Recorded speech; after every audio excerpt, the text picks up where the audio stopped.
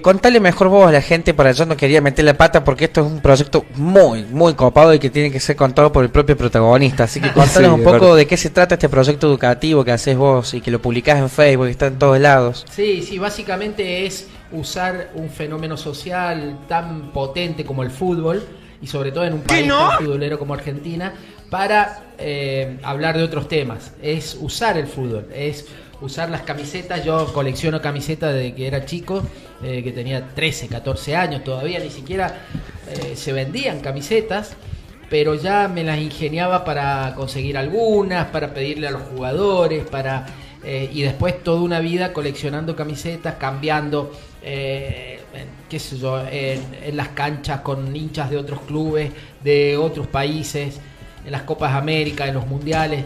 Entonces llegó un momento que medio tenía culpa, ¿no? Y decía, ¿para qué me va a servir esto? Ocupaba mucho espacio, etcétera, etcétera. Y mi sueño era alguna vez encontrar una utilidad, ¿no? Y bueno, desde hace, no sé, 6, 7 años que vengo con este proyecto, que es usar el fútbol y las camisetas que generan tanta fascinación para hablar de política, de historia, de cultura, de literatura, de música, de distintas cosas. No solamente con los chicos, con los adolescentes, sino también con los grandes muchas veces. Es cierto que voy a las escuelas a través de un programa de la Municipalidad de Córdoba. Vamos a escuelas públicas sobre todo, a hablarles de distintos temas de historia argentina, pero también ahora estamos yendo con otra charla a hablarles de violencia, de machismo, de racismo, a través de las camisetas, y la verdad que los pibes y las pibas abren los ojos como dos huevos fritos y les encanta. Sí. Aparte, sobre todo, enriquecer a la juventud tanto culturalmente. Ajá, exactamente, sí.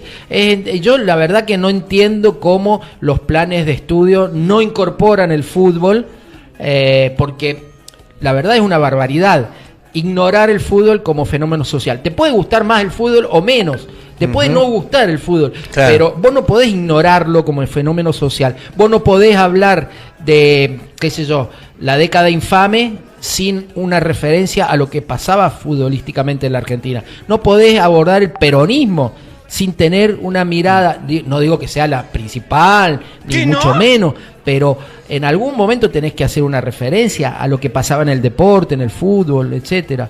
La dictadura argentina, no podés hablar de la dictadura sin hablar del Mundial 78. Exactamente. Y así con todo, con lo bueno, con lo malo, etcétera. Me contabas que estaban fascinados los chicos, entonces, porque quería preguntarte cómo era justamente la recepción de los estudiantes a este proyecto. ¿Hay algo, nace algo después de eso? Sí, a veces nos pasa que llegamos a las escuelas, digo en plural porque somos un grupo.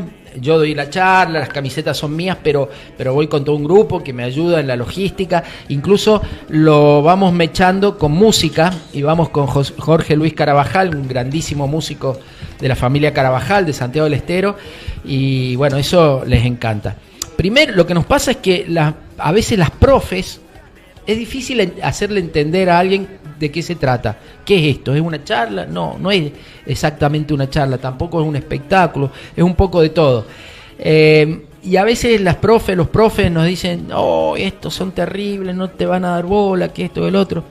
Y después pasa todo lo contrario.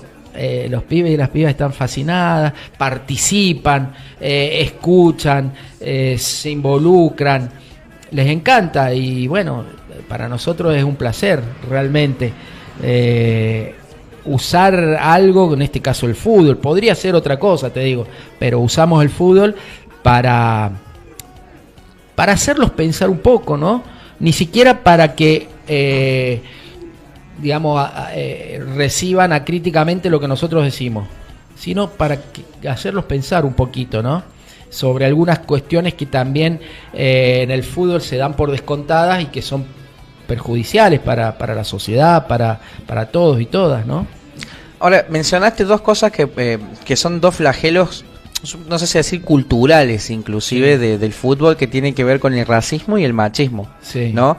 ¿Crees que con este tipo de proyectos se puede llegar también a las grandes hinchadas?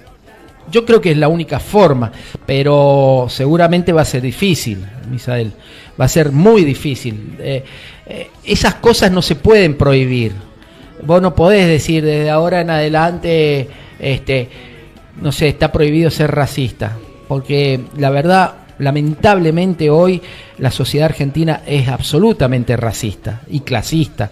El racismo no es solamente una cuestión individual. Muchos de los que nos están escuchando van a decir, no, pero yo no soy racista. Y piensan inmediatamente en una actitud anti-negra, ¿no es cierto? Claro. Yo discrimino a los negros o a los afroamericanos o a los afroargentinos. Pero como acá no hay muchos, esa es otra de las grandes mentiras, no somos racistas. No, el tema del color es un marcador del racismo, pero puede haber otros marcadores. Los pueblos originarios, el clasismo. Si sos pobre o sos rico, entonces eso también termina siendo racismo o una forma de racismo. El machismo es una forma de racismo también.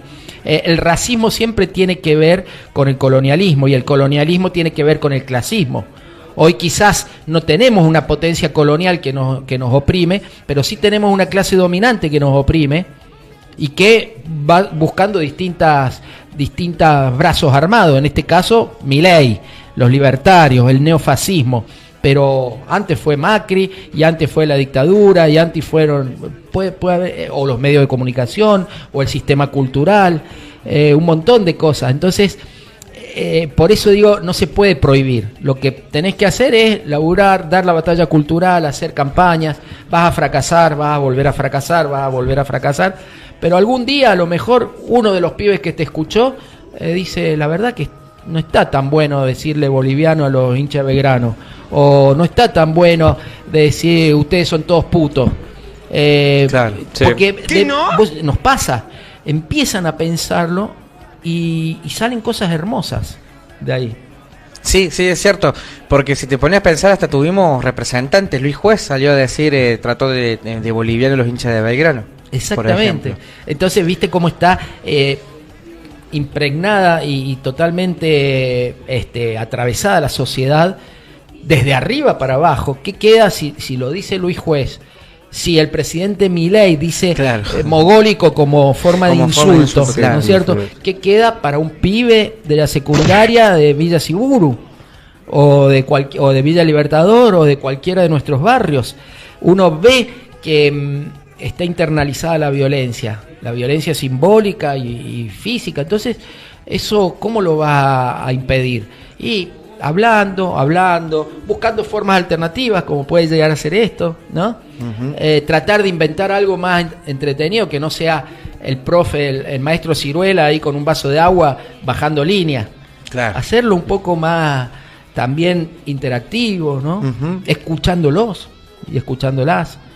Y nosotros, bueno, ponemos el granito de arena con usando el fútbol, usándolo en el buen y en el mal sentido de la palabra. Exactamente.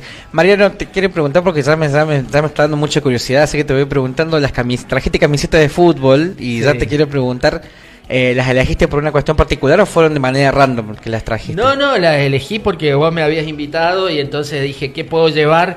Y se me ocurrió traer estas 4 camisetas que las voy a ir mostrando. Bueno, esta camiseta es del Club Atlético French. Es un club de un pueblo de la ciudad de la provincia de Buenos Aires y bueno, esta camiseta por supuesto habla de French, de Domingo French, amigo de Beruti, de Antonio Beruti. Para nosotros el Villiquen, el Anteojito siempre nos habló de que French y Beruti eran meros repartidores de escarapelas, claro. El 25 de mayo. Sí. Gran mentira, gran mito, primero porque la escarapela es de 1812.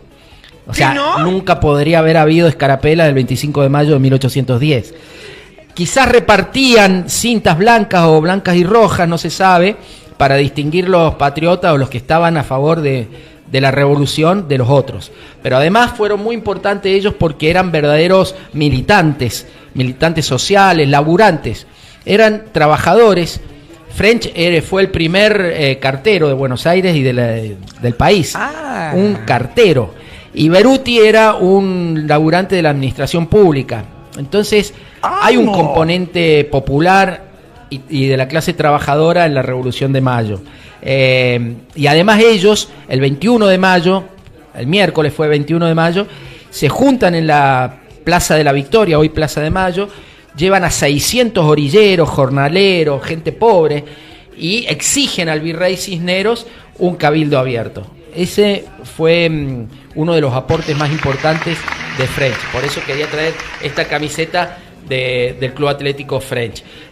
Al día siguiente, el 22 de mayo, se produce ese cabildo abierto y por eso traje esta otra camiseta que es del Club Deportivo Castelli, de la Liga Chascomunense de Buenos Aires. Me la mandó el Castelli fue primo de Belgrano, ¿no? Castelli fue primo de Belgrano y Castelli brilla en ese cabildo abierto del 22 de mayo porque en un momento el obispo de Buenos Aires, Monseñor Lué, dice: mientras haya un español en América, los americanos le rinden pleitesía y le deben obediencia. No es concebible que un colonizado se levante contra el colonizador. Entonces Castelli dice: Monseñor, entonces explíqueme por qué ustedes los españoles se están levantando contra los franceses. Lo deja totalmente en Orsay. Y además le dice: pero le voy a decir una cosa más. Como las colonias americanas son del rey y el rey está preso de Napoleón, las instituciones en América que responden al rey dejan de tener sentido y la soberanía vuelve al pueblo. Por eso nosotros tenemos que formar un gobierno propio. Ese es Castelli, que después, por ejemplo, en el Alto Perú va a generar la proclama de Tiahuanaco. Una proclama, Tiahuanaco es un lugar sagrado que está entre La Paz y el lago Titicaca. Y ahí, por ejemplo, él le da todos los derechos a los pueblos indígenas. Todos los derechos, termina con el yaconazgo, con la mita, con las formas de esclavitud o de semi-esclavitud, con los azotes, y los habilita a los pueblos originarios a que ocupen cargos en la administración pública, por ejemplo. Una maravilla. Claro, sí, ahí en esa proclama habla de la felicidad del pueblo. Fíjate vos, algo que uno asocia al peronismo, pero ya Castelli lo dice en 1811. Después termina él preso, juzgado en Buenos Aires, lo acusan de corrupción, lo acusan por la derrota de Huaki y termina preso con un cáncer de boca y muere con la boca pudriéndosele. El orador de la revolución, le decían. Antes de morir pide un papel y un lápiz y escribe: si ves el futuro, dile que no venga. Ese era Castelli. Maravilla. Y después traje la de Belgrano más conocida acá en Córdoba. Sí, el Club Atlético Belgrano. El Club Atlético Belgrano. Traje esta que me gusta mucho porque tiene... Ponle el aplauso, no seas malo, pero... Por favor, aplauso, dale, por favor. Aplauso porque es Belgrano. Dale. Esta es de 2012, cuando se cumplieron 200 años de la creación de la bandera. Claro. Vos sabés que yo le hinché mucho al club, a las autoridades, para que jugaran con la cara de Belgrano. En ese momento la marca Loto no quería y entonces inventamos lo del brazalete. Pero al final terminaron cediendo y Belgrano jugó solo 2 partidos con esta camiseta, con la cara de Belgrano, que dice, adelante dice, busco la unión de los americanos y la prosperidad de la patria. Y atrás, bicentenario de la batalla de Tucumán. Bueno, pero en 1810 Belgrano fue muy importante porque, contrario al mito de que Belgrano era un enclenque, un alfeñique, un tibio, que el rulito, que la sexualidad de Belgrano, que si tenía voz finita o no tenía, claro, todas esas pavadas. Sí, estaba por decir, pero todo ese, pero bueno. Claro, siempre la historia oficial nos hizo discutir cosas secundarias para no discutir lo importante. Lo importante es que Belgrano decía cosas como que abrir la importación a las mercancías que competían con las del país traía la ruina de la nación. Mirá qué actual. Pareciera que estuviese hablando de mi hoy. Sí, decía cosas como que la grandeza de las naciones está dada por la grandeza de sus consumos. Mercado interno, ¿no? Ponerle plata en el bolsillo a los laburantes. Decía, existen en el mundo dos tipos de seres humanos. Los que son dueños de todo y los que solo pueden trabajar para los dueños de todo. El imperio de la propiedad privada ha hecho que las grandes mayorías tengan que contentarse con lo estrictamente necesario. Ese era Belgrano. Claro. 35 años antes de que Carlos Marx decía esas cosas, planteaba la lucha de clases. Entonces, claro, era incómodo. Pero Belgrano, por ejemplo, el 23 de mayo, un día como hoy, lo agarra casi del cuello a Cisneros. Cisneros había creado una junta de gobierno con él mismo como presidente. ¿Viste? Vivo, cambiemos algo para que no cambie nada. Claro. Sucedería como que... Se quería perpetuar el virrey. Entonces Belgrano le dice, si para mañana usted no ha renunciado, yo mismo lo voy a tirar por el balcón del Cabildo. Fíjate vos, Belgrano. Tremendo. Y estaba complotado con French y con Beruti de que si la cosa se ponía fea el 25 de mayo, él iba a salir al balcón con un pañuelo blanco. Esa iba a ser la seña para que entraran los 600 chisperos de la Legión Infernal y la pudrieran. Claro. Digamos, es lo que haríamos hoy. Sí, sí, por supuesto. Exactamente. Y por último traje también esta de Mariano Moreno. Mariano Moreno es un club de Junín. Es el clásico rival de Sarmiento de Junín. Sarmiento está en la A. Mariano Moreno juega en la tercera, cuarta categoría del fútbol argentino. Sí. Pero no podía ser de otra manera, porque en la historia, aunque no compartieron momentos históricos, Mariano Moreno y Sarmiento estuvieron en las antípodas. Dos proyectos de país totalmente distintos. Y Mariano Moreno fue muy importante en la Revolución de Mayo.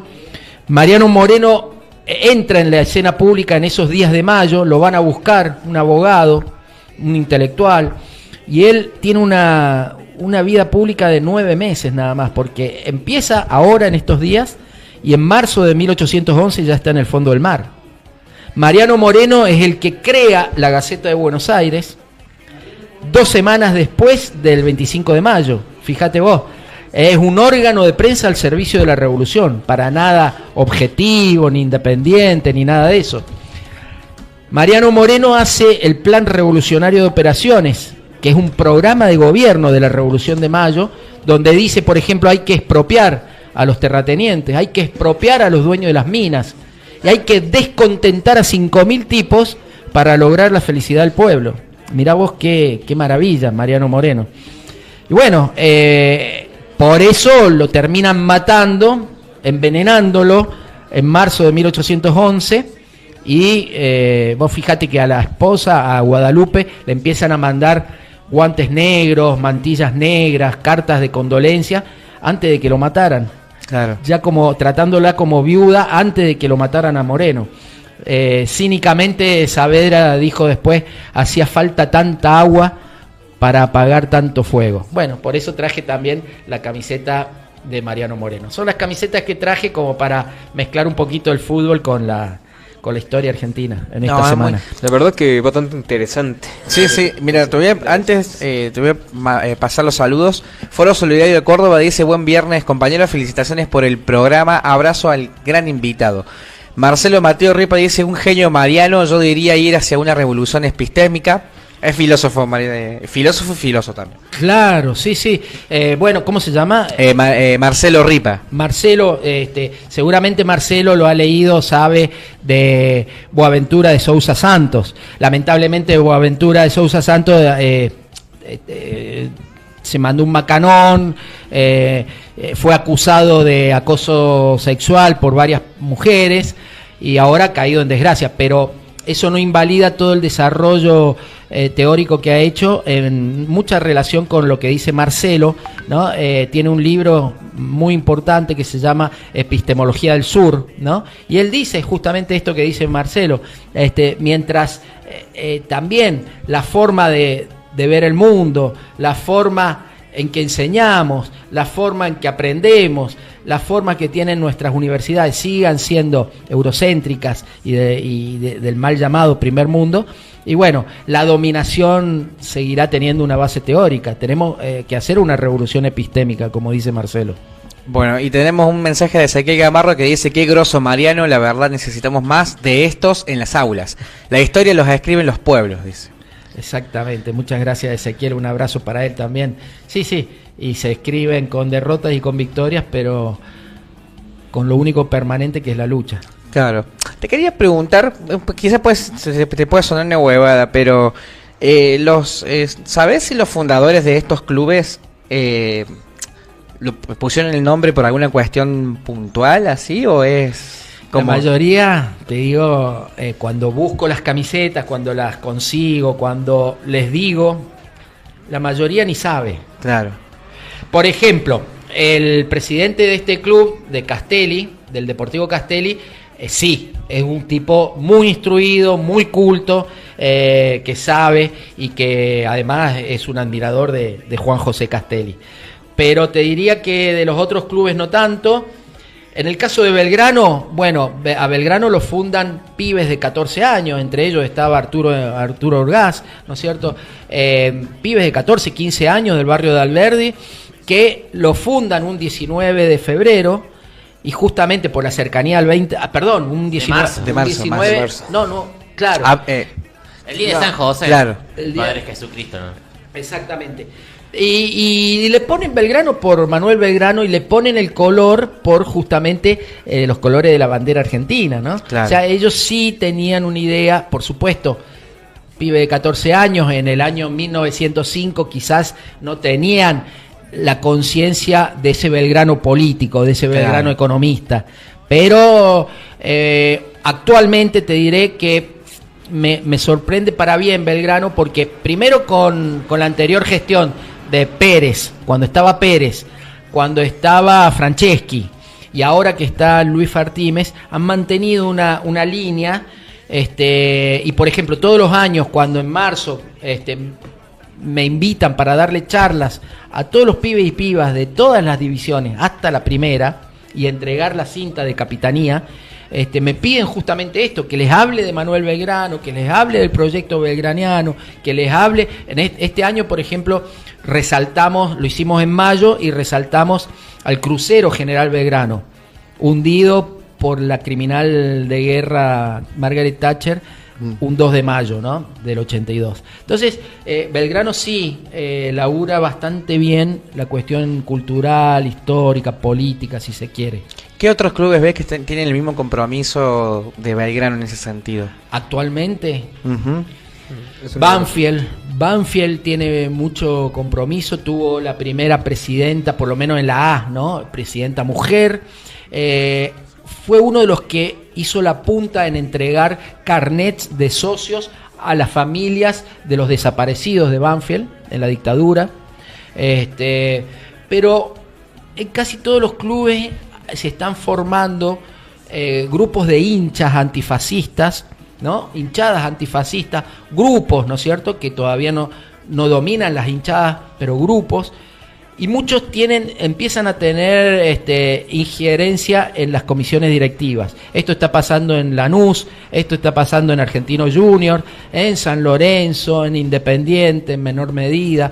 Acá en Córdoba, por ejemplo, varias agrupaciones de talleres hicieron una cosa muy linda este año para marzo, para la semana del 24 de marzo, en el pasaje Santa Catalina, ahí en el D2. Sí, estuvo buenísimo. El año pasado hicimos también, me invitaron y por supuesto participé de un homenaje a Atilio López y una pintada, un mural de Atilio, gran hincha de Talleres. Instituto también lo hace. Este año, por ejemplo, las hinchadas los grupos antifascistas marcharon juntos el 24 de marzo. Es hermoso ver hinchas de Talleres, de Belgrano, de Instituto, que no están rompiéndose la cabeza, sino marchando unidos. Sí, unidos por una causa superior, ¿viste? Eso no te quita ni un poquito de pasión. La cargada va a seguir, el folclore va a seguir, la rivalidad va a seguir. Se puede decirse que aviva mucho más la llama que está ahí.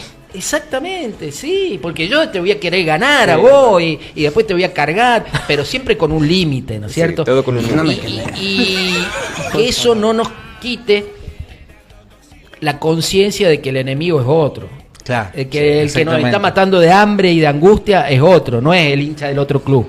Y que los que van por los clubes son otros en realidad, ¿no? Exactamente. Porque también está la gran discusión que se está dando, ¿no? A pesar de que son discusiones, no sé si decir secundarias, porque está primero resolver el hambre, el trabajo y demás, pero que quieren ir por los clubes de la gente, quieren ir por los clubes. Sí, yo no sé si son tan secundarios. Bueno, como decía, no sé si era Dolina o quién, decía, el fútbol es lo más importante de todo lo menos importante, ¿no? Claro.